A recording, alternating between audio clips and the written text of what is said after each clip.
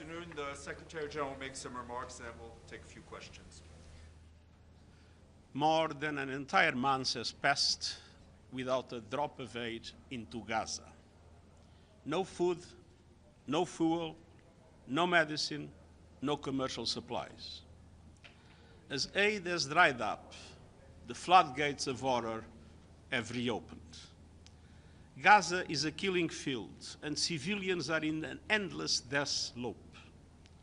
Certain truths are clear since the atrocious October 7 terror attacks by Hamas. Above all, we know ceasefires work. The ceasefire allowed for the release of hostages. The ceasefire ensured the distribution of life-saving aid. The ceasefire proved that the humanitarian community can deliver. For weeks, guns fell silent, obstacles were removed, looting ended, and we were able to deliver life-saving supplies to virtually every part of the Gaza Strip. That all ended with the shattering of the ceasefire.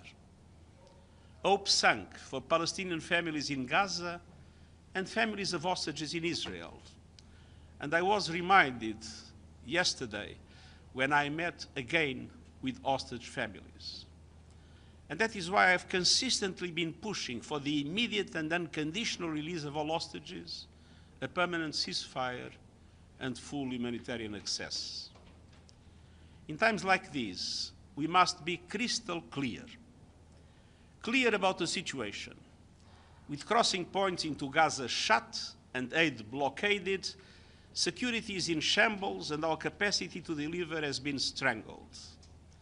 And as the heads of UN humanitarian organizations declared in a joint statement yesterday, and I quote, assertions that there is now enough food to feed all Palestinians in Gaza are far from the reality on the ground, and commodities are running extremely low. End of quote. We must also be clear about the obligations.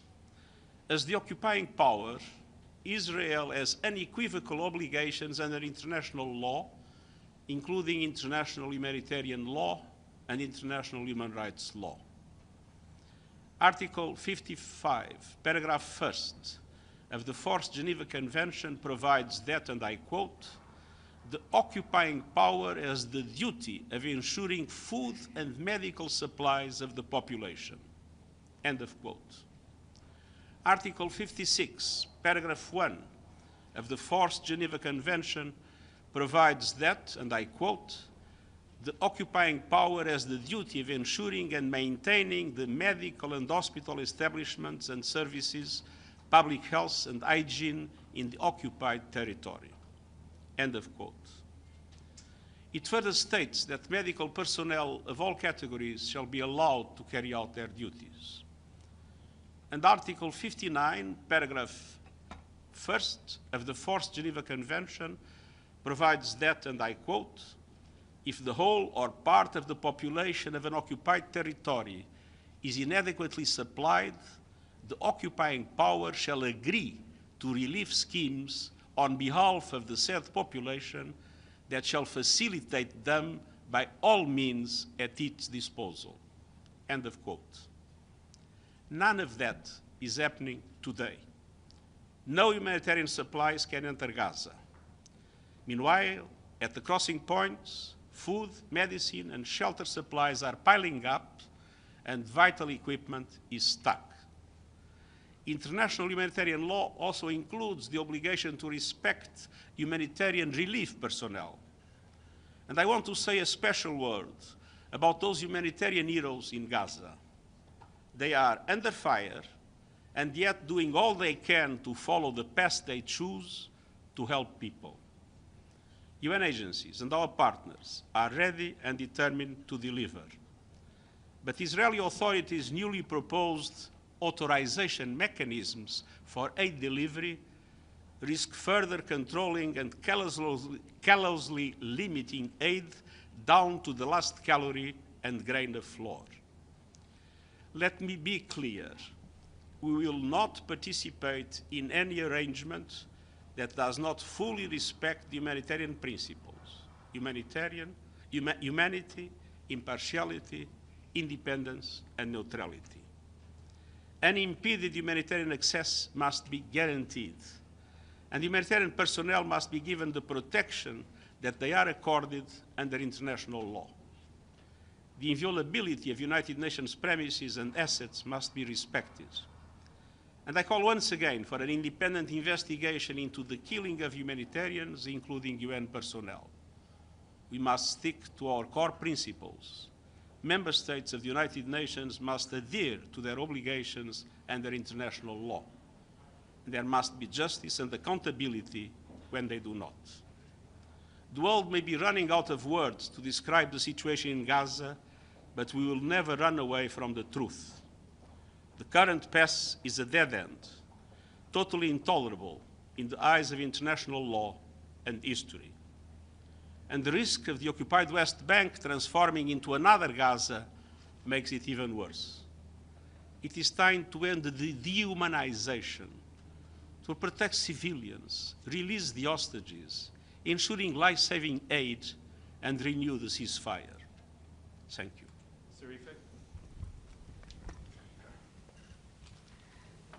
Thank you for the opportunity. Secretary General, this is Sherif Richardson from Anadolu Agency. I actually have a question about the press conference between Prime Minister Netanyahu and President Trump yesterday. If you may recall, they once again reiterated President Trump's vision to relocate the Gazans to countries who are willing to take them. So I just want to know if you think this is forced displacement, and isn't that a war crime? And if I may just ask one additional question. Prime Minister Netanyahu, actually in a rather pitiful way, said that the Gazan people are locked in Gaza. I just want to know, in your opinion, who is locking the Gazan people in there? For example, is the UN able to, carry out urgent medical evacuations if they want to? Is this a possibility right now in Gaza? Thank you. Palestinians must be able to live in a Palestinian state side by side with an Israeli state. That is the only solution that can bring peace to the Middle East. Medical evacuations are absolutely essential, and everything must be done to increase the number of medical evacuations. And forced displacement? Sorry?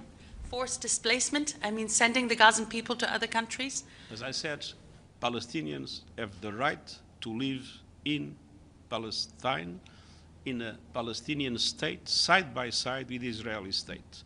To be forced to be moved away is something that is against international law. Thank you very much, Mr. Secretary General. As I'm sure you have been reading, President Trump has imposed widespread tariffs on almost every country in the world. I wonder if you could give us your reaction to this, and are you concerned that this could lead to a global economic recession? I've been clarifying my position about this issue time and time again. Trade wars are extremely negative. Nobody wins with a trade war. Everybody tends to lose. And I'm particularly worried with the most vulnerable developing countries in which the impact will be more devastating. I sincerely hope that we will have no recession, because a recession will have dramatic consequences, especially for the poorest people in the world. Gabriel?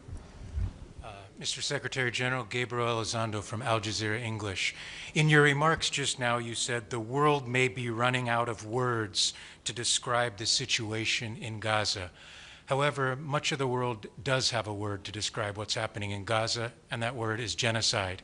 You have been consistent over the last 18 months that you feel it's up to a relevant international court to determine if a genocide is taking place in Gaza.